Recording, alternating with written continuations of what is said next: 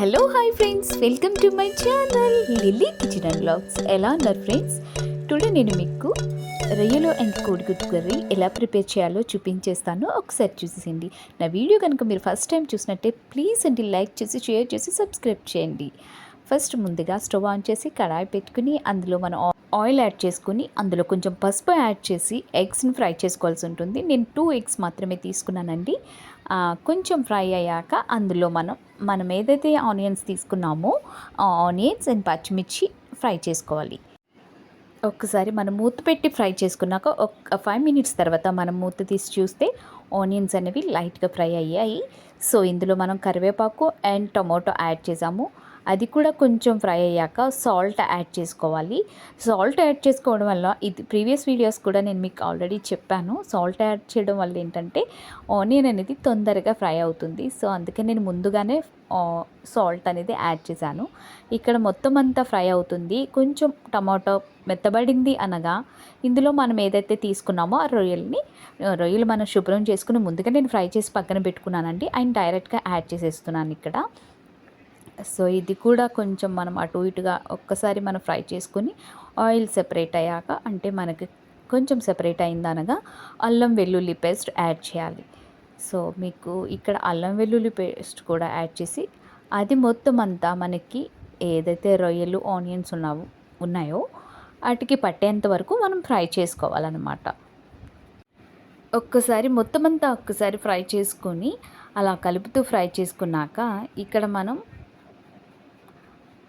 And ధనియాల పొడి and జీలకర్ర పొడి యాడ్ చేశానండి. అలాగే ఇక్కడ కొంచెం చిల్లీ పౌడర్ అండ్ మళ్ళీ కొంచెం లైట్గా సాల్ట్ యాడ్ చేశాను. ఎందుకంటే నేను ఇందాక ఆనియన్స్ ఫ్రై అవ్వడానికి మాత్రమే నేను సాల్ట్ యాడ్ చేశాను కదా. ఇప్పుడు మిగిలిన కొంచెం సాల్ట్ యాడ్ చేసుకుని మొత్తం ఇక్కడ చిల్లీ పౌడర్ అండ్ ధనియాలు జీలకర్ర పౌడర్ మొత్తం యాడ్ చేసేసాను కాబట్టి అవి కొంచెం ఫ్రై అయ్యాక వాటర్ యాడ్ చేశాను అనమాట.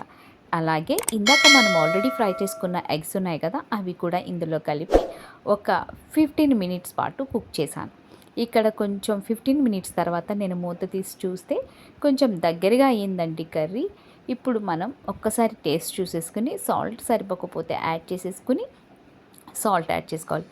అండ్ దగ్గర పడుతుంది అనగా ఇక్కడ మనకి ఏంటంటే మసాలా యాడ్ చేసుకోవాల్సి ఉంటుంది. గరం మసాలా మీరు ఏ మసాలానే యాడ్ చేసుకోండి. చికెన్ మసాలా అయినా పర్లేదు, లేదు మీరు ఇంట్లో ఏమైనా ప్రిపేర్ చేసుకున్న మసాలా ఉంది అంటే అది అయినా యాడ్ చేసుకోవచ్చు. నేను ఇక్కడ ప్రిపేర్ చేసిన మసాలానే యాడ్ చేశాను.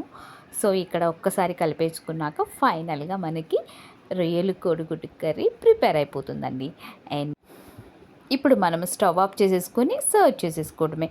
ఫైనల్ టచ్ ఏంటంటే మనం కొత్తిమీర యాడ్ చేసుకుంటాం కదా ప్రతి కర్రీలో.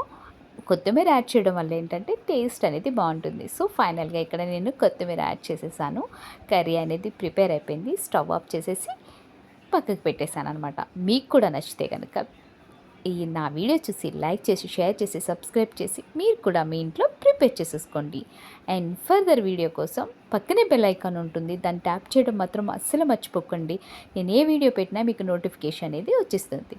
And thank you for watching. Bye.